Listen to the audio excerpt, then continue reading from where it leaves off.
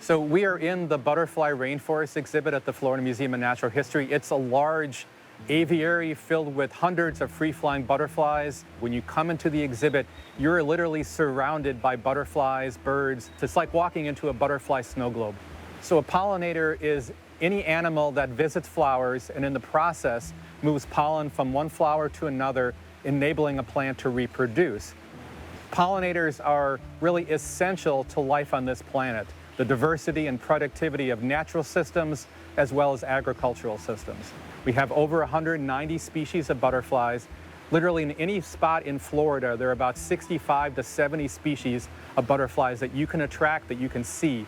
The nice thing about planting for pollinators or butterflies is they're going to go to where the resources are. So you can literally have an almost immediate impact in your yard. And just with a little bit of energy, you can create a really pollinator-friendly habitat.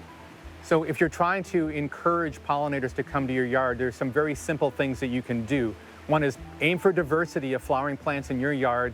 Aim for the evenness of those plants, meaning planting groupings or groupings of single species versus one of every different type of plant, and then plant Florida-friendly plants.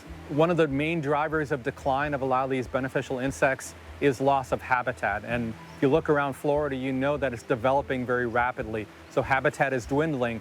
The good news is that we can do something in our own home yards by providing the resources and nesting material for those really beneficial insects. We individually can make a difference.